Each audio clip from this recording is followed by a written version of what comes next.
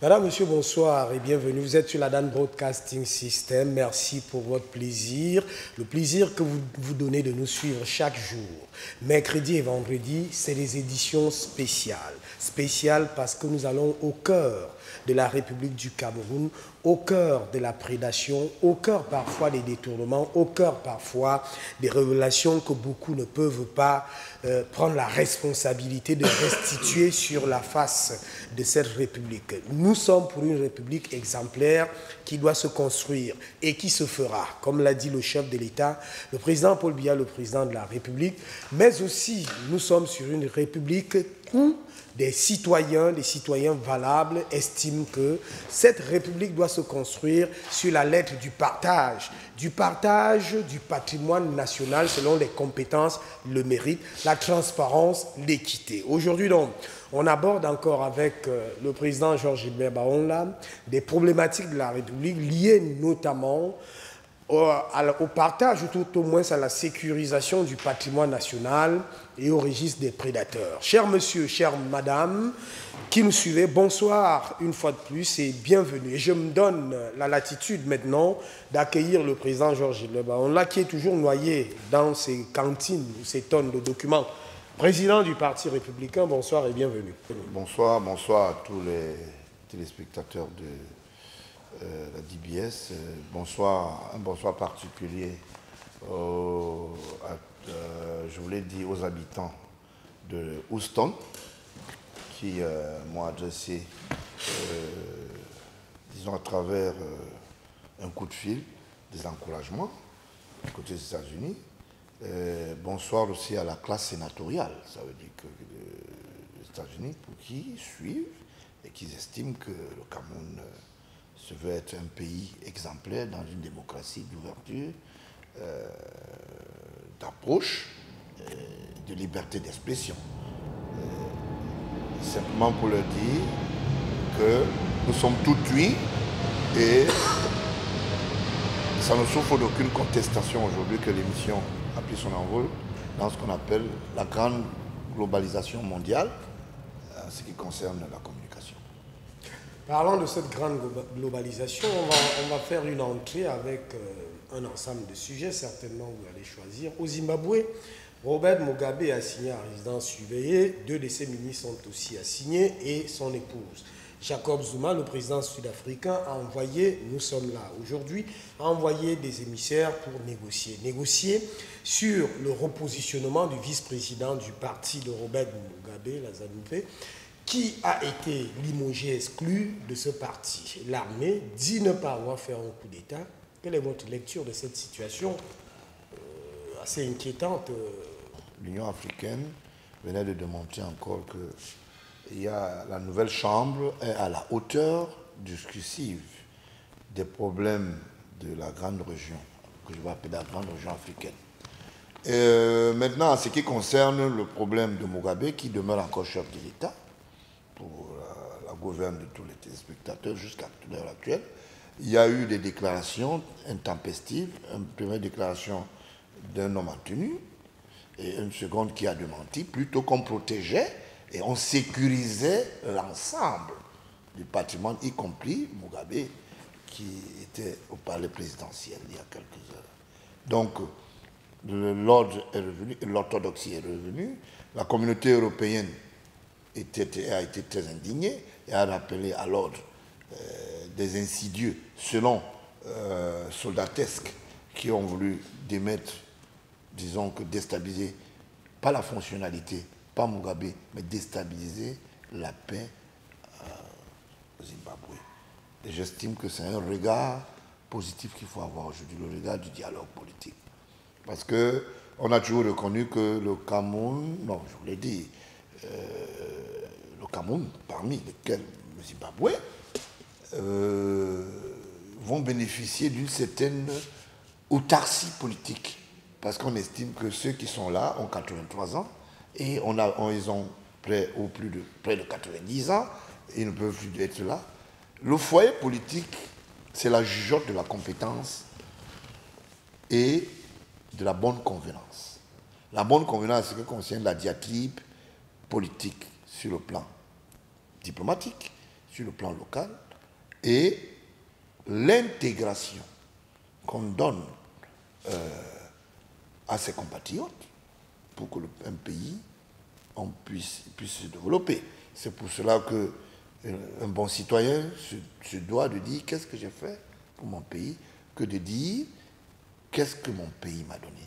Donc c'est un cas de démocratie, c'est un cas école. Ils sont revenus à de meilleurs sentiments. Je suis sur en droite ligne et je tenais absolument à vous dire, pour vous donner un scoop, sachez que les chefs d'État, parmi lesquels le président Paul Biya, qui est très lié à la paix, pèsent de leur poids pour qu'il y ait en ce moment un dialogue. Mais en ce qui concerne la difficulté qu'a eu le vice-président, je crois, du parti de Mugabe. L'un des fidèles compagnons de Robert Mugabe. Ce n'est pas la fidélité, mais c'est l'efficacité. Je vous rappelle qu'il a été renvoyé de l'Afrique du Sud, là où il avait déjà demandé sollicité l'asile politique. Pourquoi et le comment, lui seul sait. Il avait estimé peut-être qu'il était... Robert Mugabe très infiltré en Afrique du Sud. Non, je dis alors que lui, le vice-président, dont son second du parti, est allé demander asile politique. Tout à fait, il a été logé du parti. Bon, donc maintenant, il a été renvoyé, qu'il vienne débattre de la politique zimbabwéenne. Naturellement. D'accord. Mais en tant que vice-président. Maintenant, ça ne souffre d'aucune contestation que dans cette démocratie où les urnes vont craquer, il y aura une mesure, une programmation. Mais si c'est une chefferie que les gens estiment que Mugabe doit céder le pouvoir à son épouse, je dis non. Mais vous, d'accord. Mais vous oubliez. Vous oubliez que Mugabe, au-delà de céder le pouvoir à sa femme, Mugabe a dit qu'il doit célébrer ses 100 ans étant au pouvoir. C'est un avis. Un accident peut arriver. Mais cet avis peut aussi bloquer les marques du dialogue et de la transition. Je ne pense pas. Le débat au niveau de l'unicité politique dans un pays, c'est de prendre en compte les avis des uns et des autres. M. Biya a estimé à Monte Carlo que c'est lui qui a marqué l'histoire démocratique. Oui, parce qu'il a battu en brèche son parti à l'époque où d'autres qui sont aujourd'hui, d'autres sont morts, d'autres partisans de son parti politique, le RDPC, avaient fait même la marche contre le multipartisme et la démocratie. D'autres sont des opposants, vous ne voulez pas le dire, le chef de file même qui a lancé la marche contre le multipartisme. Oui, mais ce n'était pas le chef de file. C'est à Yaoundé que cette histoire de marche a commencé. Les Ekindi étaient pour une certaine autocratie démocratique, mais n'étaient pas pour la démocratie multipartiste. C'était de ça qu'il s'agit. Donc aujourd'hui... Alors quel est le lien que vous voulez faire avec le Zimbabwe? Bon, je voulais simplement dire ceci. Il vaut mieux une mauvaise négociation et une porte de sortie stable en ce qui concerne la préservation de la paix que une bonne négociation par des voies d'hostilité et les foyers de déstabilisation. J'interpelle comme ça l'armée. L'armée républicaine ne devra ni de loin ni de près, dans chaque nation, en fonction de ses us, de sa constitution, s'y mixer dans la gestion sans qu'il en ait le droit. C'est pour cela que je félicite le fait qu'ils sont revenus à de meilleurs sentiments. Et pour votre bonne gouverne et la gouverne de tous les téléspectateurs, le président actuel zimbabwéen s'appelle bel et bien Mugabe. Bel et bien Robert Mugabe, mais avec des guillemets, qu'il reste toujours en résidence surveillée. En résidence sécuritaire, je préfère. Il n'est pas en résidence surveillée. En résidence surveillée, même si on doit... Personne n'a déclaré cela. Il a une résidence sécuritaire. Ça veut dire qu'il y a des imposteurs. Il n'est pas seul dans cette situation. Non, sa femme, Grace Mugabe, est dans cette situation. Mais oui, il y a même des ministres. Deux des ministres. Ce n'est même pas seulement deux. Sont dans cette situation. Ce n'est même pas seulement deux. Je vous le dis. Je vous dis, ce n'est pas... Qui a déclaré? L'armée. L'armée n'a jamais déclaré. L'armée a dit plutôt que... On peut dire quand même que Robert Mugabe n'est pas libre de ses mouvements. Non, il est protégé pour le moment parce que le pays... Il n'est pas libre de ses mouvements. Il est libre de ses mouvements, sauf qu'on a peur que les ennemis de la République puissent mettre cette main sur lui. Bon. Ça, c'était le sujet d'entrée. Voilà. Alors, vous avez parcouru plein de dossiers ces jours-ci. La prédation, elle ne s'arrête pas, elle continue. Apparemment. La prédation, un salaire pas continu, je suis d'accord. Mais je voulais simplement dire que cette prédation, est-ce que les auteurs même, ou bien les instigateurs au Cameroun, sont interpellés? Oui, mais il y a un quota aujourd'hui que je peux évaluer à 6-7% qui sont fortement liés à cette prédation, qui sont des chefs de gang. Je mets des guillemets, qui sont plus dangereux aujourd'hui pour le système du renouveau. Ils sont où? Ils sont situés où? À la périphérie du système? Ils sont au cœur du système. Au cœur du Au système. cœur du système, d'autres à la périphérie. Pour ceux qui sont au cœur. J'estime que prendre de taureau par les cornes serait une bonne chose. Je voulais entrer comme ça dans ce qu'on appelle le site judiciaire pour dire il ne faut pas faire, disons que, frire les marrons et que d'autres viennent les consommer. Je m'interroge. Et pour votre bonne gouverne, monsieur, Fonji Dam sera libéré dans les tout prochains jours. Parce que c'est un dossier bien étudié, il est vite. Donc, la présidence en est saisie personnellement, le chef de l'État, suite à nos différentes interpellations. Vous voyez que l'émission est très suivie. Tout à fait. Vous comprenez? Aujourd'hui, le temps nous donne raison que ce monsieur est inutilement en prison. Et la deuxième chose, j'ai vérifié auprès de la BAD, les 160 milliards, ou les plus 160 milliards pour le projet de pipe qui devra continuer, elles sont bel et bien là. La deuxième chose, les 17 milliards par drone, ça veut dire que les paramaritimes qui devaient être fabriqués, il y en a un que la famille diplomatique, je voulais dire le pays ami et frère, ça veut dire là où le chef d'État venait de faire une visite fastidieuse sur le plan économique et diplomatique de l'Italie, vont restituer au chantier naval les marchés et les acquis. Donc, voilà un travail qui est fait, citoyen que nous faisons. Et, en haut lieu, beaucoup de gens pensent que beaucoup de choses ne sont pas écoutées. Et si Fonji Dam est libéré, les compagnies... Les compagnies sont liées. Ça veut dire que ceux qui, concomitamment avec les autres, ça veut dire que ceux qui ont été condamnés fallacieusement doivent être libérés. Donc, c'est de ça qu'il s'agit. Et je remercie le fait que le chef d'État, en fait, suive et est très, très proche de la citoyenneté. On sait qu'il agit lentement parfois sur certaines situations. On espère que ça va aller très vite. Le cas Eyom Lidi, c'est arrivé un temps. Il y avait la pression occidentale. Ce n'était pas la pression occidentale. Nous avons affaire à quelqu'un qui sait dire le droit, qui sait lire le droit et entendre le droit. Nous estimons François Hollande a quand même marqué ça au Palais de l'Unité. Mais je le dis, que vous vouliez ou pas, François Hollande, il a voulu avoir appelé, c'est qui veut, c'est pas qui peut. C'est qui peut. On peut dire que notre tribune a en train de rappeler des choses sérieuses. Donc, on rappelle des choses sérieuses. Et ceci, à la bonne gouverne des prédateurs, le temps est déjà arrivé. Et dans cette marque, il y a un certain nombre de choses qui se mettent en place. Donc, que vous vouliez ou pas, le renouveau a sa façon de gérer. Mais si la commodité lui donne l'autorisation de ce que, sur le plan judiciaire, M. Fonji Dam doit gagner sa liberté, je suis désolé, comme les dossiers sont vides, nous le savons aujourd'hui, et il faut qu'il gagne sa liberté. Et d'ailleurs, c'est en cours. Nous avons fait le travail citoyen à travers DBS, à travers cette émission qui a pris son tremplin sur le plan mondial. Voilà. Je vous ai lancé par ceux qui sont au cœur. Vous avez voulu donner cette bonne nouvelle que Fonji Dam bientôt libre et compagnie. Rentrons au cœur du système avec comment ils travaillent, ceux qui sont au cœur. Je voulais m'incruster dans une histoire que je vais appeler les grandes salissures. Et il faudra retenir quelque chose. Douala est devenue la zone que je vais appeler la zone code essai. Vous aimez la musique Paradise? Si on vous pose la question. Mais moi, j'aime les logos Paradise. Je m'interroge dans un pays comme le nôtre, où les gens sont fastidieusement liés à la prédation,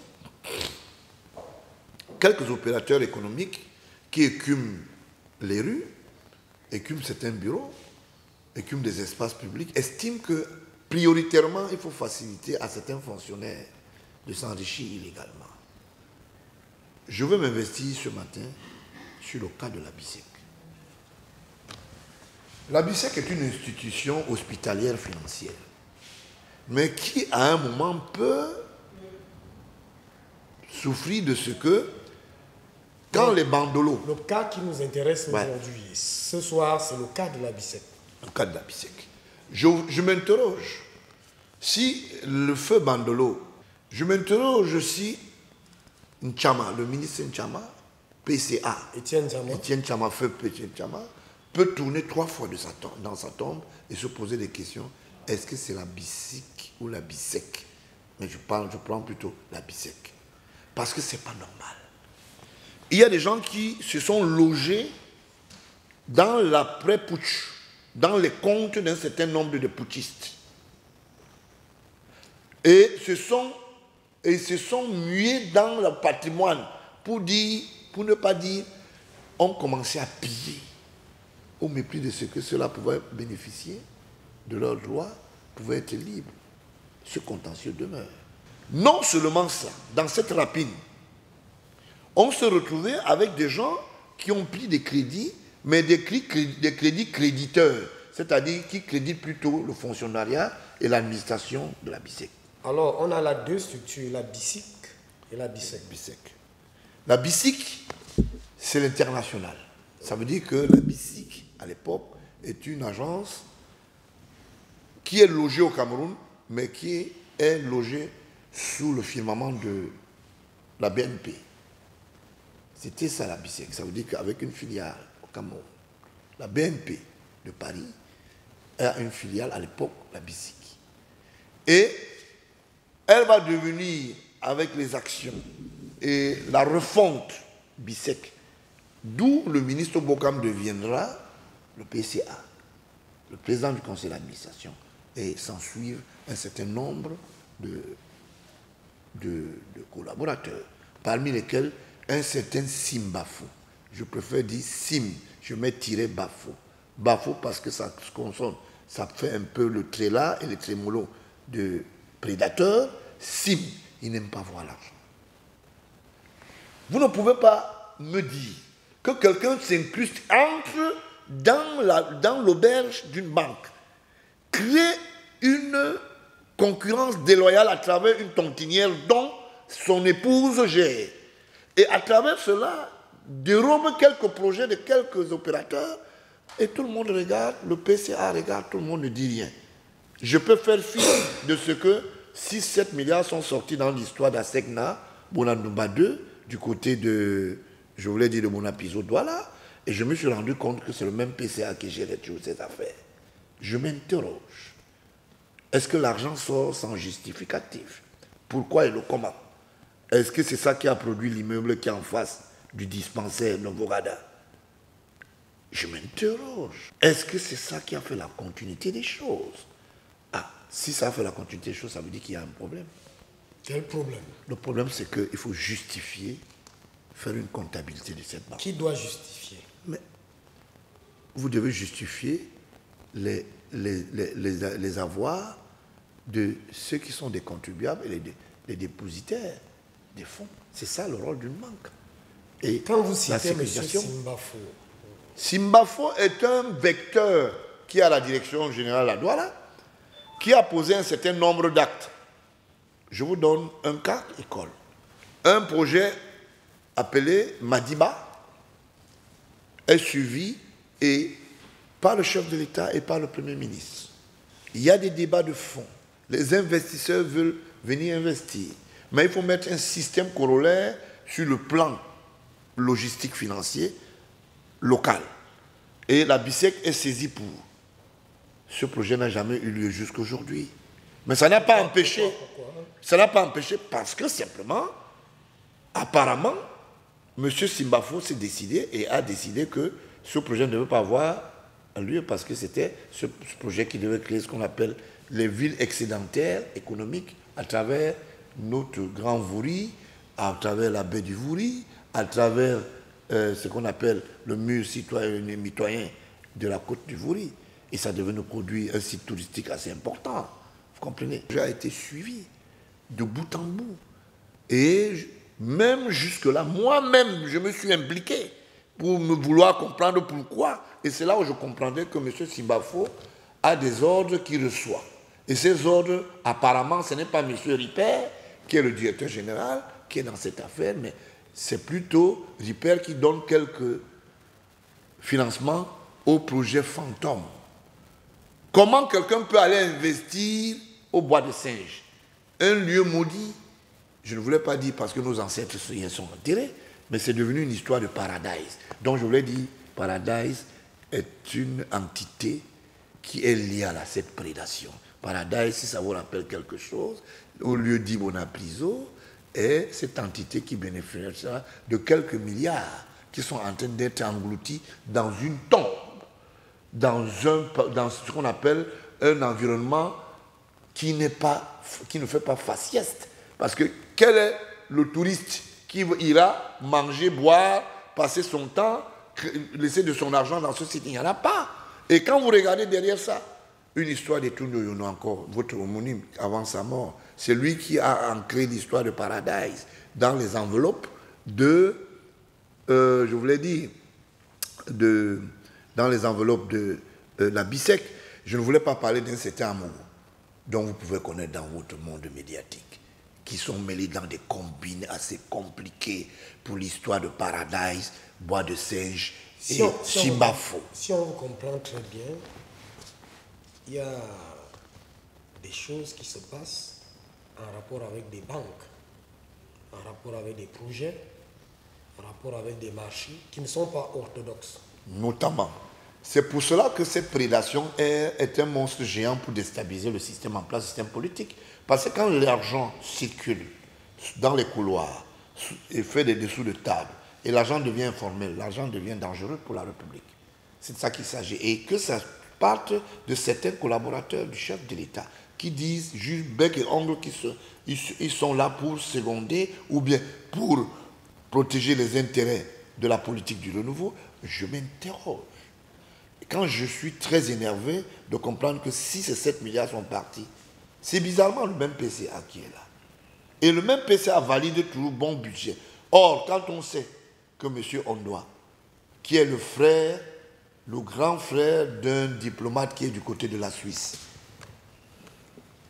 est aujourd'hui interné, qu'une histoire, que M. Interface peut être interné, on se pose la question, on s'interroge.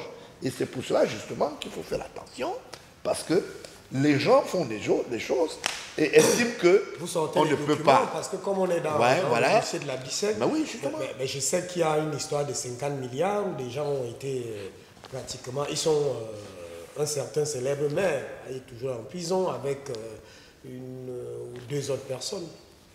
Vous avez oublié le préfet? Voilà. Ok. Je voulais dire ceci. Les erreurs qui ont été commises à travers un cabinet qui ne pouvait pas prêter le flanc dans l'histoire Fondjindam aujourd'hui, en voie de liberté, vont se commettre aussi dans ce dossier.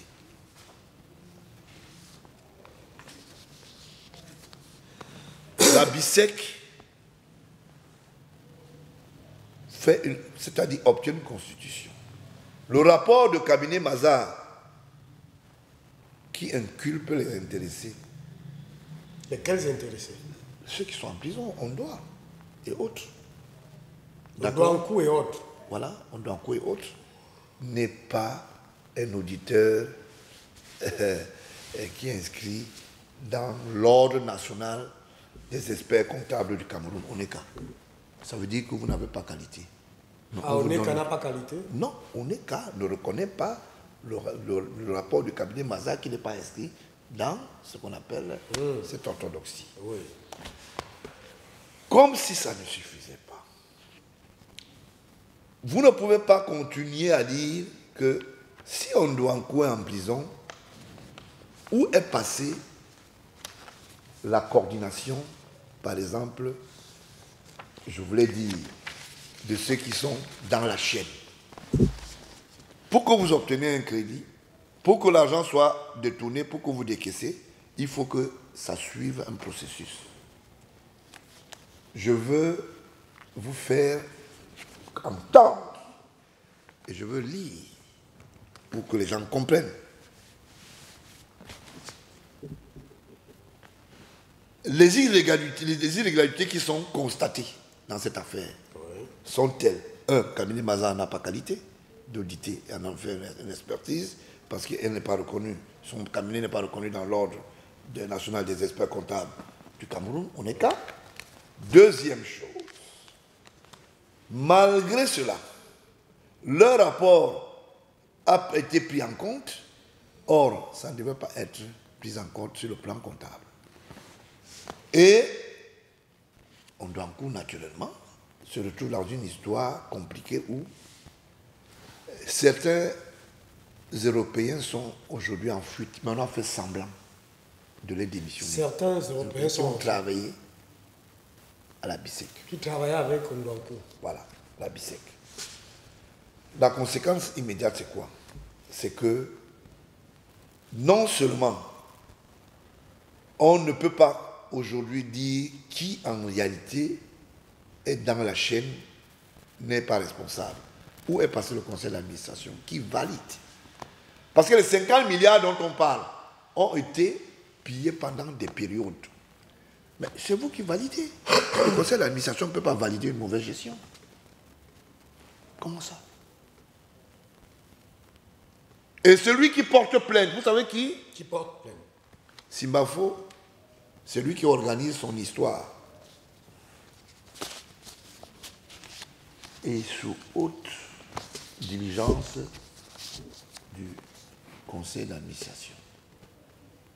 Portez plainte pendant que vous avez validé une gestion, mais vous portez plainte quand même. Parce que les détournements, dont les DDP, c'est pris en compte en termes de période. Ça veut dire qu'ils n'ont pas détourné 50 000, supposé, entre guillemets, jusqu'à maintenant. C'est une supposition, il y a des supputations. On va se retrouver que la BICEC a ce qu'on appelle une exigence contraignante pour faire ce qu'on appelle une relation entre la COBA, qui est une institution de contrôle, et elle, qui est une institution de collecte. Parce qu'en fait, c'est ça le rôle. Les dépositaires et les ayants droit. Nous ne pouvons pas accepter, moi principalement, que le directeur général ou le directeur adjoint ou le commissaire aux comptes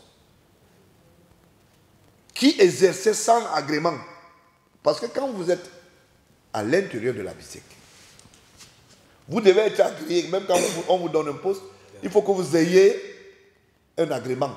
Ça veut dire, on appelle ça le certificat de bonnes œuvres professionnelles. Ça veut dire que vous êtes apte à assumer les fonctions. Et vous en avez la qualité et l'expertise. D'une manière, je vous l'ai dit, inventorielle, on va se retrouver avec les deux premiers directeurs généraux de la banque, donc bien sûr la BICEC. Il y a M. Jean-Pierre Chiano, qui a travaillé entre 2001 et 2008. Il y a Pascal Ribéard, qui a travaillé entre 2008 et 2012, qui ont présidé toutes les actions cofinancières et financières, telles les crédits, telles la gestion des affaires administratives de la BICEC et autres, ceci sans agrément, dont j'ai cité tout à l'heure. Ça veut dire qu'ils n'avaient pas l'aptitude de certifier, mais ils étaient ce qu'on appelle des tourtereaux à la place qu'il ne fallait pas. Tout ça sous le regard malin du conseil d'administration. Moi, ça me fait du bon motif de protéger, de prononcer les noms des gens. Ça ne m'intéresse pas. La troisième chose, M. Pierre Mahé, qui a occupé les fonctions de 2012 à 2015 et qui a également, sans agrément, occupé 6 mois avant l'habitation précipitée, je vous l'ai dit, à une filiale, une certaine filiale de groupe malgache, je vous l'ai dit, la BPCE, en 2015, était très proche du conseil d'administration. Alors, vient le tour maintenant 13 ans plus tard, ça veut dire que pendant 13 ans, M. Ondouankou va se retrouver dans un mécanisme de gestion. Et ce mécanisme, c'est quoi? Il faut gérer, et il a géré. Et quand lui, il arrive, pendant les 13 ans, qu'est-ce qu'il fait? Le directeur général adjoint, en 2003, avait l'agrément, donc Ondouankou avait l'agrément. Or, les expatriés n'ont pas l'agrément. Donc, il va faire 13 ans et elle a accompli cette mission pendant 13 ans, sans que le conseil d'administration dise que vous avez mal géré. Jusqu'à la date de son interpellation. Et mais comment arrive l'interpellation? D'où viennent les 50 milliards? C'est le cumul d'auditoire de Mazars. Ça veut dire qu'on dit que pendant qu'ils étaient là, voilà ce qu'ils ont fait. Et ils ont pérennisé ça en disant en telle année, tel janvier. Sur chemin faisant, je vous l'ai dit, on se dit, bon, ok, les 13 ans, on reproche quelqu'un, mais c'est lui qui validait les conventions. Il faisait les validations de certaines factures importantes. Ça veut dire quoi? Quand le dossier arrive chez le directeur général, lui, on envoie chez lui, il valide, et le directeur général n'est que là pour apposer la signature. Donc il y a deux guignols. Il y a celui qui a l'agrément, il s'appelle Ondouankou. Il y a le blanc guignol, un petit chômeur qui est au pied noir, qui est arrivé, il a une mission, fait la razzia, et on se retrouve dans une histoire compliquée. De façon que ce directeur général, qui, par l'entremise du secrétaire général qui a toujours été de nationalité française, donc il y a un secrétaire général, parce qu'il y a un secrétaire général de banque, et le directeur des affaires juridiques, bien sûr, se sont sentis très proches encore du conseil d'administration. J'en passe pour dire que même le directeur de la comptabilité et, je vous l'ai dit, de la trésorerie sont très proches toujours du conseil d'administration. Peut-être beaucoup d'amitié. Et c'est ça qu'on appelle la cupidité. Cette cupidité, c'est quoi? 13 ans durant, quelqu'un gère une maison. Vous ne lui dites rien. Un matin, vous appelez... Ça n'exclut pas le contrôle après 13 ans. Mais qu'est-ce qu'on valide? Le conseil d'administration valide chaque année biennale. Ça veut dire que c'est civil. On peut peut-être voir l'irresponsabilité du conseil d'administration, mais... Non, pas l'irresponsabilité, s'il vous plaît. On ne dédouane pas. On ne peut pas viser un document sans qu'on ne puisse en prendre acte. Et le conseil d'administration est tenu à la vérification des faits, des marques, des réalisations. Ça veut dire qu'on doit savoir avant de viser. Peut-être le conseil d'administration, qui est géré bien sûr par Bocam, c'est pourquoi depuis 13 ans, ils n'avaient pas posé ou n'ont pas opposé. Mais si tous les experts qui étaient là, prenant parti... Je vous rappelle que le conseil d'administration d'une société comme celle-là est collectif. Ça veut dire qu'il y a plusieurs regards. Ce n'est pas seulement le PCA. C'est ça que je suis en train de parler. Si ces regards-là valident les comptes. Qui appose la signature? Qui engage le conseil d'administration? C'est la personne désignée. Et il ne peut pas valider un document si lui-même n'en est pas sûr. Si lui-même n'en est pas, la convivialité. C'est ça qu'il s'agit. Donc la responsabilité est directe. C'est de ça qu'il s'agit. C'est pour cela que le PCA, à l'époque du Crédit Foncier, s'est retrouvé quelque part en train de se balader. Il y a plusieurs PCA qui ont toujours été appelés. Comme ça. Rappelez-vous très bien, c'est pas moi qui le dis. Voilà. Maintenant... Vous êtes en train de nous dire qu'on aurait dû interpeller tout le monde dans cette affaire. On doit interpeller tout le monde, la chaîne. Ah. La chaîne, tu as signé, tu dois être responsable, il n'y a rien à faire.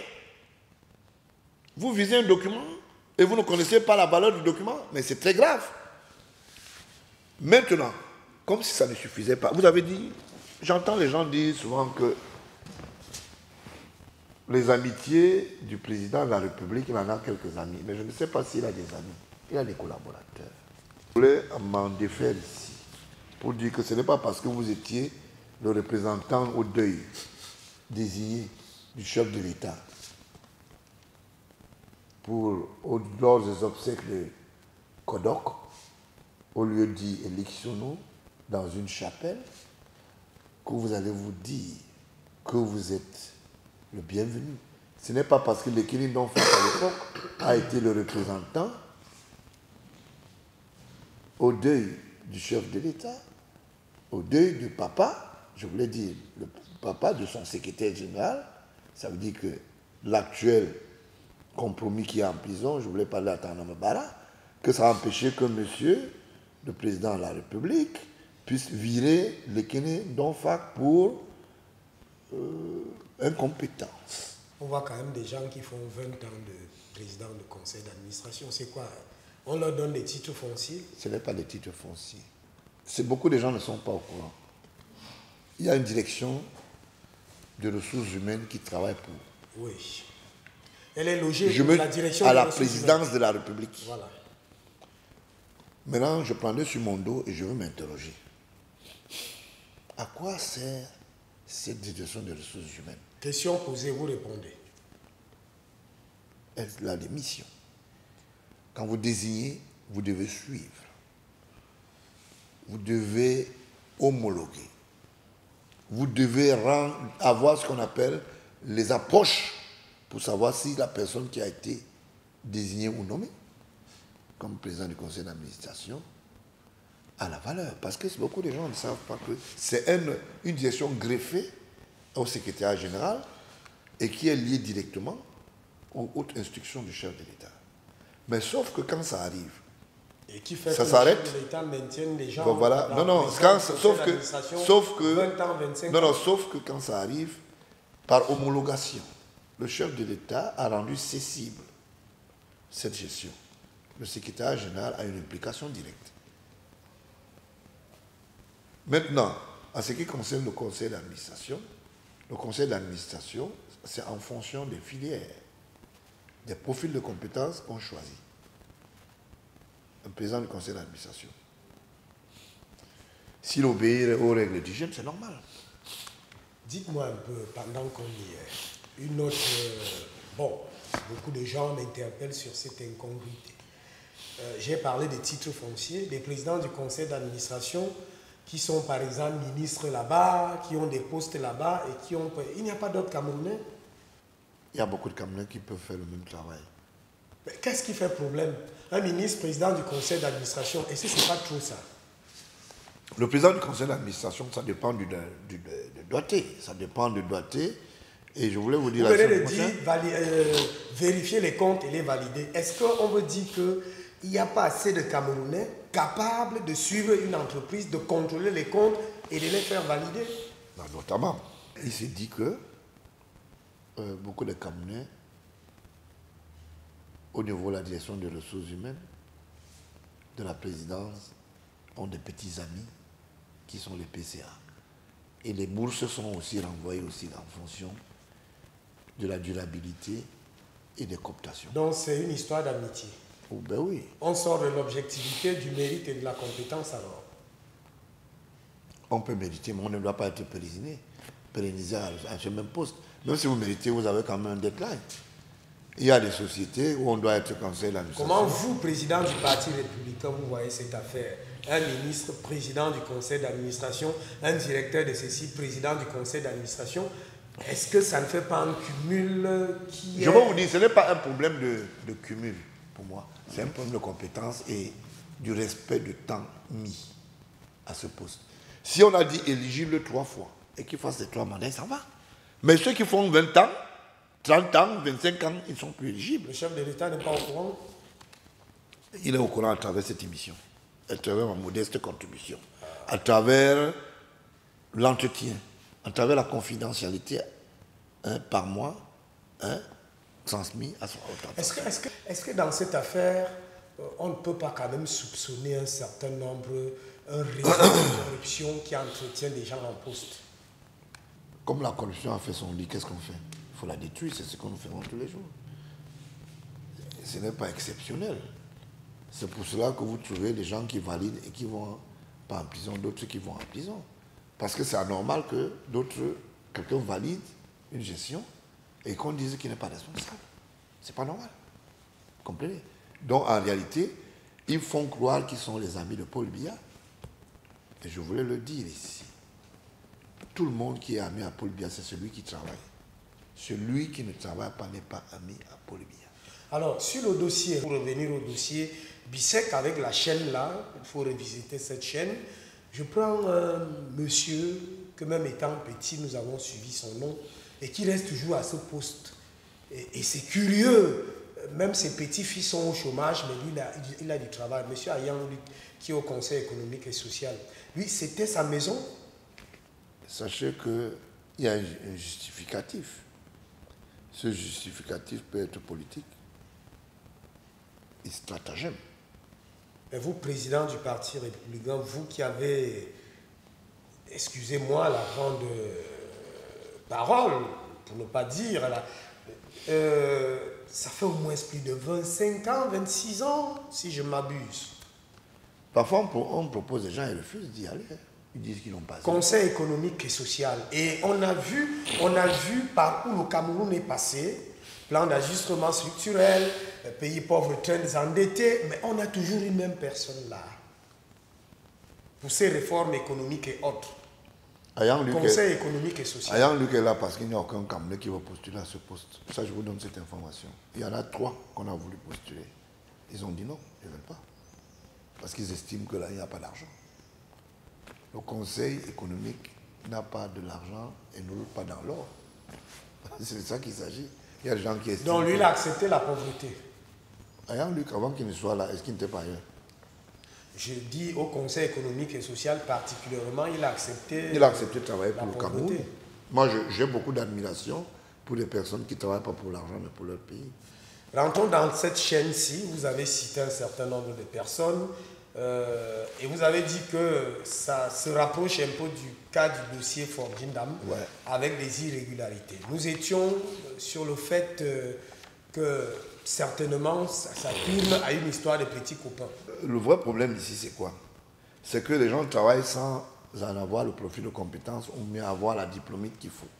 Et d'autres travaillent ayant ça et on les utilise.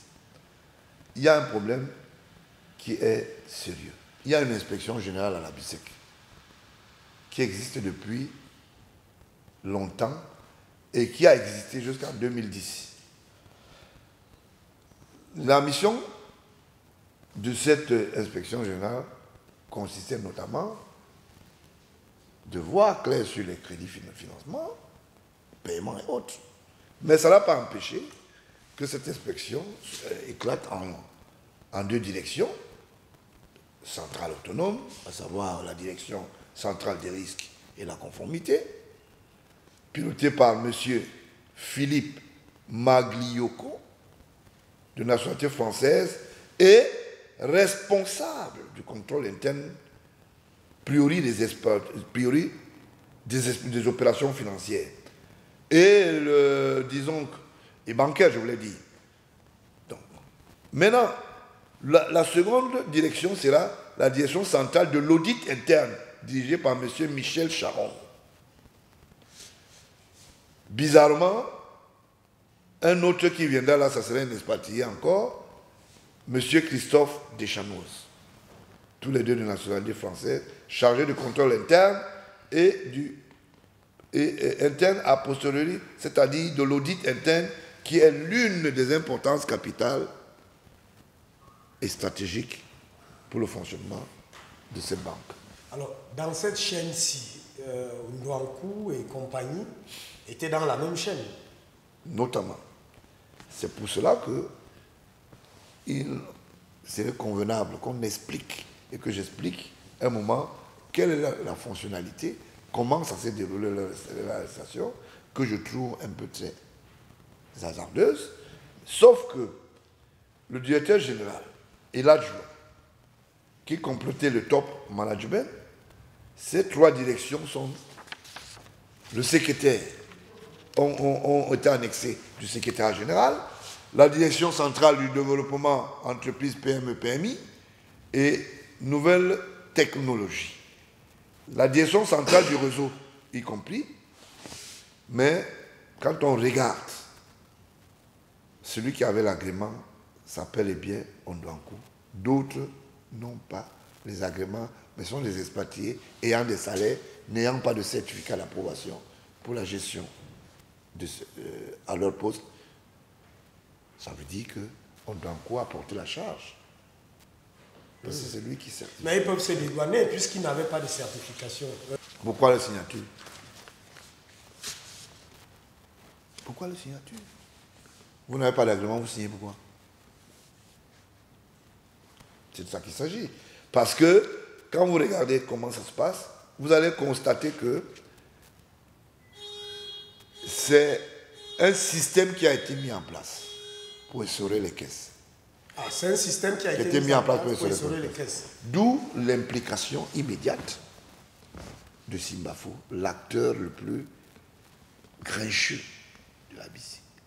Il a même dit que si le projet du Madiba est lié au chef de l'État et que ça n'entre pas dans l'orthodoxie de la BICIC, c'est son problème. Mais lui, sa femme a une tontinière. Donc... non, pour être précis et même objectif, si le projet Madiba n'entre pas dans l'orthodoxie de la gestion de la BICIC, ben, il a raison.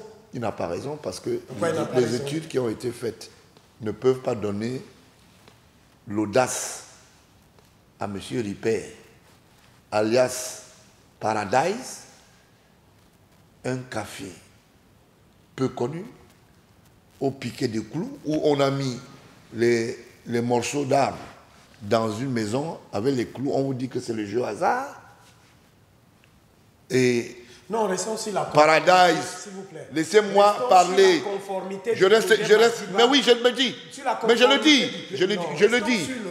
Oui, Madiba a un projet bel et bien consommable sur le plan technique, études, politique, économique. Confronté par les experts de la BICIC, mais ce n'est même pas confronté par les experts, confronté par un pseudo-expert qui dit qu'il écume les murs, il s'appelle Simbafo.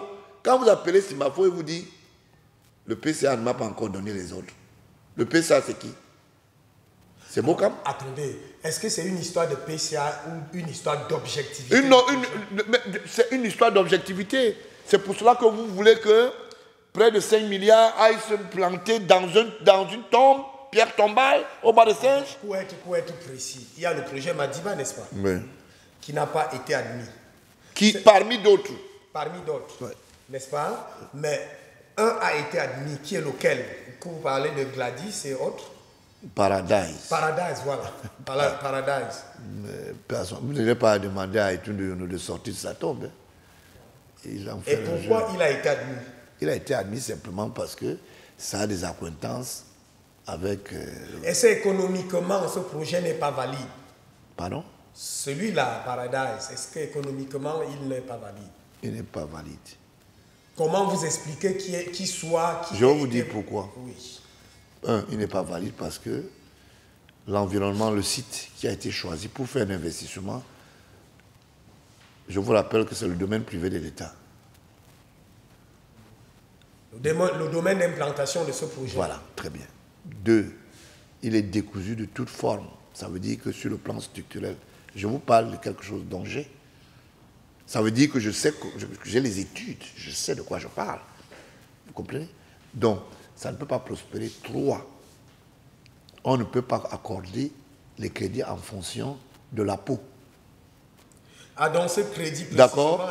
Vous ne pouvez pas, c'est pas parce que quelqu'un a la peau, il est artiste, il met les blousons, les jacket boys, et que le directeur s'appelle Ripper, et que Simbafo estime qu'on doit le faire parce que c'est un projet qui peut marcher en fonction de ses amitiés qu'il a. Un projet qui peut marcher. Non, il ne peut pas marcher. Je vous le dis, je vous mets en défi. Oui. Il ne va pas marcher. Parce que, en fait, il est monté sur... Quelles sont les garanties qu'ils ont apportées? Supposons que cela prenne cet argent et disparaisse dans le buée. Quelles sont les garanties qu'ils ont apportées? Ils n'ont pas de garantie. Les garanties, c'est les coups de fil, c'est le conseil d'administration, c'est les amitiés.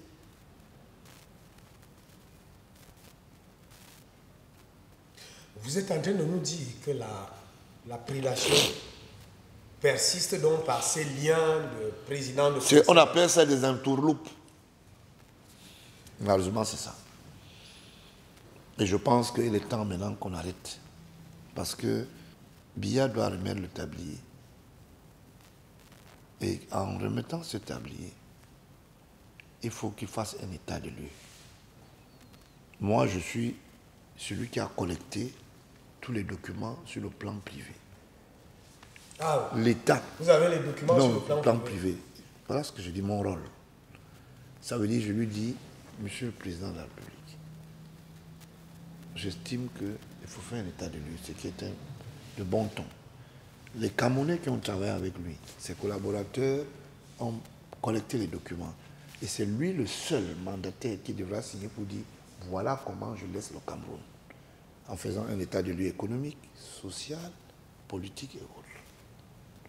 Alors, des gens s'asseyent et se servent au mépris des lois. De ce qu'ils ont... Des gens nommés par le président. Oui. Des gens nommés par le président. Des gens décrétés par le président. Oui, décrétés, nommés. Oui, non, décréter c'est deux choses, nommer c'est autre chose. Donc décréter, je préfère parce que c'est son décret qui se substitue, d'accord. Oui. Mais ce n'est pas lui qui va chercher les gens au quartier. Qu'est-ce que ça veut dire? Ça veut dire simplement que le choix qui a été fait et le casting qui a été fait par des experts, parce que ça passe par plusieurs services, les services de renseignement, les services... Mais il peut contester. Qui peut contester? Le président. Quand il y a eu le moment où il fallait contester, il a toujours contesté. Par exemple, il a estimé à un moment que non, il y a des personnes qui sont de mauvais ton.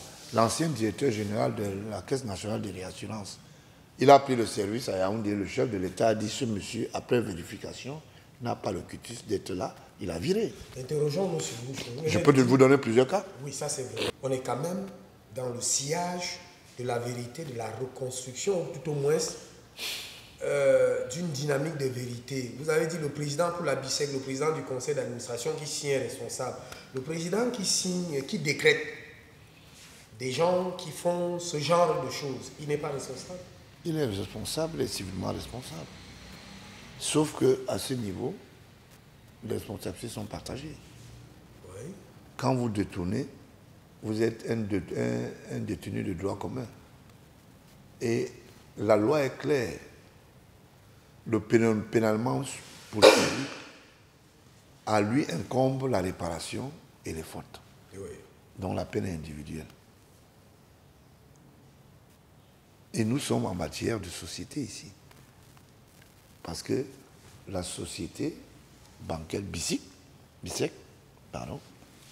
bénéficie d'une certaine homogénéité au niveau du conseil d'administration. C'est ça qu'il s'agit. Donc, que vous voulez ou pas, c'est la réalité.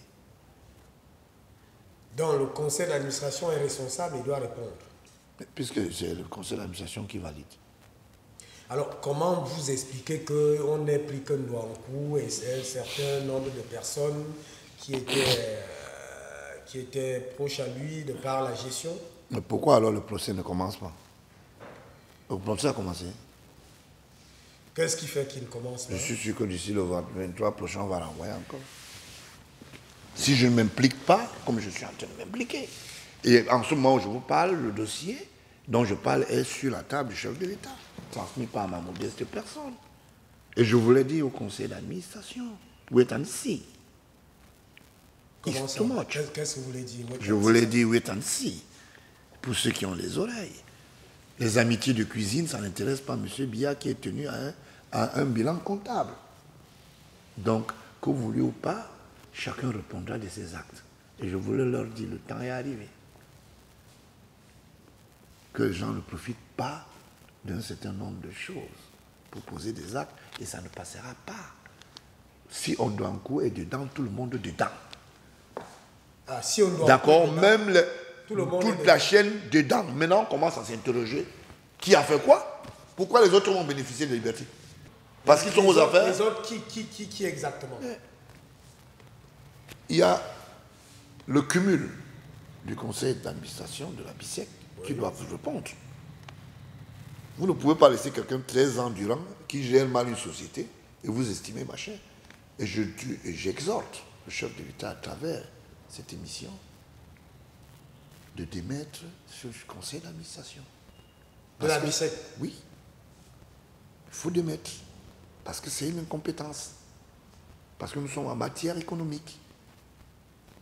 Quand on prend 50 milliards, alors qu'il nous faut 50 milliards pour lancer les drones maritimes, par exemple à Kribi, quelqu'un dit qu'il n'y en a pas. Vous pensez qu'un conseil d'administration, c'est pour justifier les chiffres? Les 6-7 milliards qui sont sortis. Pour aller pour les histoires de l'extension de la SECNA au lieu d'Ibonandoumba. C'est passé où? J'ai des choses que je peux dire, mais comme ça n'entre pas dans cette orthodoxie, je sais de quoi je parle. Je connais ces hommes. Qui ne vous trompent pas qu'ils sont avec Paul Biya, je parle devant la caméra. Ils ne sont nullement protégés par Paul Biya. Tout chacun dit sur haute instruction. D'accord. Du président de la Et maintenant, sur haute instruction, ne se retrouve pas à la BICEC. Et ce n'est pas seulement parce que vous voulez parler ou bien... Non. Quand tu es fort, tu protèges ne serait-ce que tes éléments pour gagner leurs émoluments. Mais lui, il a l'avantage d'avoir signé cette affaire de 13 ans et être en liberté. Je dis, alors que d'autres je dis que si vous êtes et vous clamez qu'il est responsable. Quand vous êtes mais il est co-responsable. Il n'y a rien à faire.